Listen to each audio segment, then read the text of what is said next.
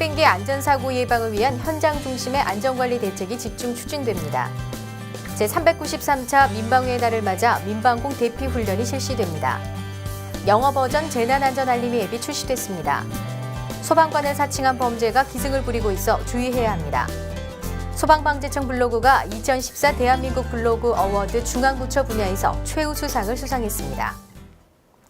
네만 뉴스입니다. 먼저 첫 번째 소식입니다. 해빙기 안전사고 예방을 위한 현장 중심의 안전관리 대책이 집중 추진됩니다.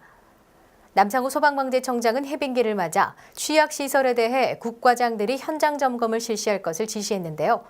이에 따라 소방방재청 소속 실과장들은 17개 시도 해빙기 안전관리 책임관리관으로 지정돼 해빙기 안전관리 추진 상황을 지도 점검하고 노후 축대, 옹벽, 공사장 등 인명피해 위험시설에 대한 현장 점검을 실시합니다. 또한 집안 이탈이 우려되는 대규모 절개지와 지하 굴착 등 취약건설 현장에 대해서는 국장들이 점검을 하게 됩니다. 남상호 청장도 지난 4일 제216차 안전점검의 날을 맞아 최근 안전사고가 발생한 제2롯데월드 신축 공사장을 현장 점검했고, 조성환 차장은 서산 테크노밸리 아파트 신축 공사 현장과 홍성군 옹암 붕괴 위험지역 정비사업 현장을 둘러봤습니다. 소방방재청은 국민들의 적극적인 참여를 유도하기 위해 3월 한 달 동안 재난징후정보 제보 이벤트도 실시 중이라고 밝혔습니다. 제393차 민방위의 날을 맞아 민방공 대피 훈련이 실시됩니다. 이번 훈련은 적의 공습에 대비한 전국민 대피 훈련으로 오는 14일 오후 2시부터 20분간 실시되는데요. 훈련 공습 경보가 울리면 주민과 차량의 이동이 통제되고 주민들은 가까운 대피소나 건물 지하로 대피해야 합니다. 또 민방위 사태 시 비상 차량이 현장에 신속히 접근할 수 있도록 비상차로 확보, 긴급 차량 기동 훈련이 이루어지며 다문화 가정과 외국인을 위한 비상시 행동요령 안내 책자를 4개국어로 제작해 사전 배포하게 됩니다. 특히 이번 훈련에서는 안산시 원곡동 다문화 특구지역에서 외국인들이 직접 대피시설까지 이동하는 시범훈련이 실시될 예정입니다. 영어 버전 재난안전 알림이 앱이 출시됐습니다. 소방방재청은 지난 5일 국내 거주 외국인을 대상으로 재난안전 정보를 영문으로 제공받을 수 있는 Emergency Ready 앱을 출시했는데요.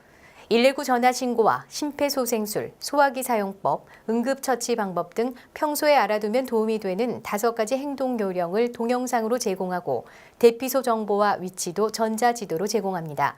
영문 앱은 플레이스토어나 앱스토어 등 3사 이동통신사 마켓에서 검색하면 다운받을 수 있습니다. 소방관을 사칭한 범죄가 기승을 부리고 있어 주의해야 합니다. 최근 소방관을 사칭해 소방시설이 불량할 경우 과태료 처분을 하겠다는 예고장을 받았다며 대전시 소방본부에 접수된 민원이 10여 건에 달하는데요. 안전점검을 빙자해 소화기를 강매하려는 업자들이 노래방과 술집 등 야간에 영업을 하는 업소들을 대상으로 사기 행각을 벌이는 것으로 보고 있습니다. 이에 따라 소방방재청에서는 같은 피해가 발생하지 않도록 피해 사례를 알리고 관련 종사자들에 대한 교육과 홍보를 강화해 나가기로 했습니다.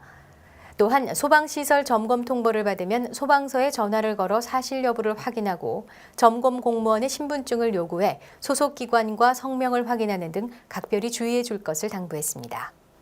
소방방재청 블로그가 2014 대한민국 블로그 어워드 중앙부처 분야에서 최우수상을 수상했습니다. 이번 대회는 문화체육관광부 산하 사단법인 한국블로그 산업협회가 주관했는데요.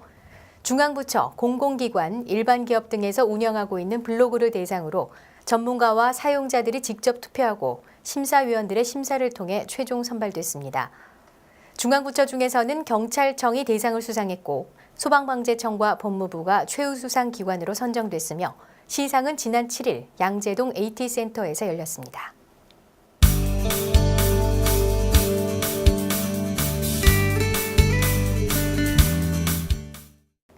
이상 한 주간의 네만 뉴스 여기서 마치겠습니다.